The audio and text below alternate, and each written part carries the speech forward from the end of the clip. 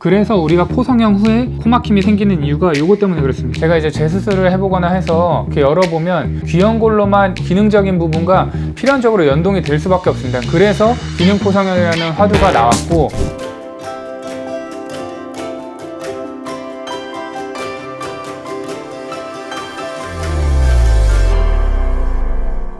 네, 안녕하세요. 닥터공TV 용주입니다. 오늘은 저희 블로그에 어떤 분께서 이제 댓글로 질문을 주셨는데 조금 재미있는 주제이기도 하고 요거에 대해서 할 얘기도 있어서 영상을 좀 만들어 봤는데, 뭐냐면 우리가 코성형을 할 때 가장 기본적인 술식이 이제 비중격 확장 이식인데, 마치 요거랑 완전히 다른 수술인 양, 적대적인 수술인 양 나오는 비주 지지대 방식이라는 것이 있는데, 그 두 가지 방식에 대해서 하나씩 모형을 보면서 설명을 해드리도록 하겠습니다. 일단은 뭐 수술 방식을 설명드리기 전에 간단하게 이 모형에 대해서 설명드리면, 하얀색은 뼈고 분홍색은 연골이라고 보시면 되겠습니다. 요게 이제 상해 측비 연골이고요.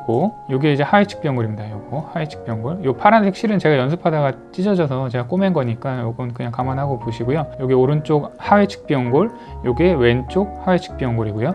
그리고 이렇게 옆면에서 보면 요게 이제 하해 측비 연골의 외측각, 요게 하해 측비 연골의 내측각. 요 안에를 보시면 요게 이제 비중격입니다. 비중격 연골인데 요 까만색 선이 엘스트롯입니다. 요거를 남기고 뒤에 있는 비중격 연골을 채취해다가 요걸 가지고 이제 코성형을 하는 건데, 제가 이걸 지금 모형을 자를 수는 없으니까 요걸로 대체하겠습니다. 이렇게 연골을 채취를 했다고 가정을 할게요. 이제 요걸 가지고 이제 수술을 하는 겁니다. 그래서 비주 지지대 먼저 방식을 설명을 드리면, 요 연골을 가져다가 비주 사이에다가 이렇게 설치를 하고요. 지금 높아졌죠, 요만큼이. 요걸 가지고 이제 요 하해 측비 연골을 들어 올려서 비주 지지대에다가 이렇게 고정하는 게 이제 비주 지지대 방식입니다. 그러면 이제 코끝이 요만큼 높아지겠죠. 그 다음에 이제 비중격 확장 이식을 설명드려보면, 비중격 확장 이식은 비주 사이에다가 이렇게 연골을 넣는 것 뿐만 아니라 요 옆에서 보시면 요 부분을 이제 비중격 연골이랑 여기를 꼬맵니다. 여기를 고정을 하는 거예요. 여기를 꼬매지 않는다고 하면 이게 막 위아래로 이렇게 왔다 갔다 하겠죠. 이런 식으로 위쪽으로 회전되지 말도록 여기를 고정을 해서 이게 위로 안 가도록 하는 겁니다. 그래서 확장 이식된 연골에다가 아까 비주지지대에서 설명한 것처럼 이렇게 하해 측비 연골을 가져다가 꼬매서 코끝을 높이는 방식입니다. 그래서 보시면 비중격 확장 이식이 사실은 수술적으로는 더 복잡합니다. 왜냐면 그냥 여기 가운데다가만 끼는 게 아니라 이 뒤에다가도 걸어야 되기 때문에 비중격 연골에다가, 그래서 조금 더 복잡하고, 다시 한번 비주지지대 방식으로 한번 볼게요. 비주지지대만 이렇게 설치를 하면 비중격 연골이 휘어 있든 말건 얘는 영향을 받지가 않습니다. 근데 비중격 확장 이식을 하게 되면 비중격 연골이 휘어 있으면 얘도 당연히 이 휘어진 부분에 이렇게 영향을 받을 수밖에 없습니다. 그래서 비중격 확장 이식을 하기 위해서는 이 엘스트롯 부위, 이 부분을 똑바로 교정을 하고 비중격 연골을 설치를 해야 비중격 확장 이식이 올곧게 될 수가 있습니다. 지금 이제 보시면 이쪽에다가 설치를 해볼게요. 반대쪽에 설치해보면 비중격 확장 이식이 휘죠. 이런 식으로. 왜냐하면 비중격 연골이 지금 휘어 있기 때문입니다. 안쪽에서 모형이 휘어 있어요. 그래서 이거를 교정을 하고 얘를 설치를 해야 이제 비중격 확장 이식이 똑바르게 될 수 있다, 그렇게 말씀드리고, 모형을 본 김에 이번 주제와는 조금 상관은 없는데, 코끝을 이렇게 높여놓게 되면 또 실리콘도 여기다 놨다고 가정을 하면, 실리콘을 한번 놔볼게요. 실제로 실리콘을 이렇게 놓게 되면 피부가 콧대와 코끝을 누르는 힘이 증가하겠죠. 왜냐하면 높아졌으니까 당연히 더 세게 누르겠죠. 그러면 제가 한번 눌러볼게요. 어떻게 되는지. 이 비중격을 한번 보세요. 누르면 비중격이 휩니다. 정면에서 한번 볼까요? 누르면 비중격이 휘죠. 그래서 우리가 코성형 후에 코막힘이 생기는 이유가 이것 때문에 그렇습니다. 이렇게 눌리면 이쪽이 휘기 때문에 이렇게 휘죠. 그렇기 때문에 이 비중격, 전방 비중격 망곡이 있다거나 전방 비중격이 과도하게 발달되어 있다거나 하면 이걸 교정을 해주고 코성형을 해야 수술 후에 코막힘도 없을 수가 있습니다. 모형을 보고 설명드린 바와 같이 이제 비주 지지대 방식과 비중격 확장 이식 방법 뭐 거의 유사한데,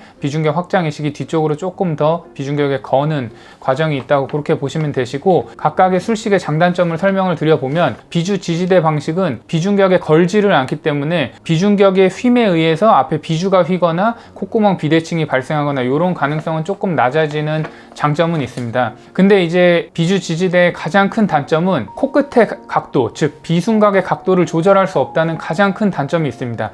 사실 요것 때문에 요 각 조절하기 위해서 비중격 확장 이식을 하는 거지, 비주 지지대만 세우는 거는 수술적으로도 조금 더 간단하고 비중격에 고정이 되지 않기 때문에 코끝이 높아지면서 피부가 뒤로 이렇게 끌고 올라가는 힘이 생기기 때문에 코가 들린다거나 하는 부작용이 생길 수가 있습니다. 그래서 일반적으로는 비중격 확장 이식이 더 많이 쓰이는 술식이라고 보시면 됩니다. 또 하나의 단점은 비주 지지대 방식의 수술을 하는 경우에는 비중격 연골을 채취하지 않고 귀연골로만 비주 지지대를 세우는 술식을 시행하는 경우가 많은데, 제가 이제 재수술을 해보거나 해서 이렇게 열어보면 귀연골로만 높아진 코끝을 버티게 하기에는 무리가 있습니다. 그래서 아까 모형에서 보신 하회측 비연골에서 안쪽 부분, 비주를 이루는 부분이 무너지는 경우가 많습니다. 그래서 비주 지지대보다는 비중격 확장 이식을 통해서 비중격 연골을 가지고 비주에다가 기둥을 세워주는 게 강한 버팀목이 되는 경우가 많습니다. 그래서 비주 지지대로 귀연골로만 하면 좀 무너질 수 있다, 이런 단점이 있다고 보시면 되겠습니다. 다음으로 이제 비중격 확장 이식은 비중격 앞쪽에다가 이제 비중격 확장 이식을 이렇게 하는 건데, 이 앞쪽 비중격이 휘어져 있으면 이 비중격 확장 이식도 똑바로 고정시키기가 어렵습니다. 그래서 만약에 이런 경우에 그냥 비중격 확장 이식을 해버리면 비중격이 무너지는 거랑 동반되면서 비중격 확장 이식한 게 같이 틀어져서 비주가 틀어지거나 또 콧구멍 비대칭이 발생될 수 있다는 단점은 있습니다. 그래서 전방 비중격 망곡을 먼저 교정을 하고 올바른 토대 위에 비중격 확장 이식을 똑바로 해놔야지, 그게 제일 중요한데, 그래서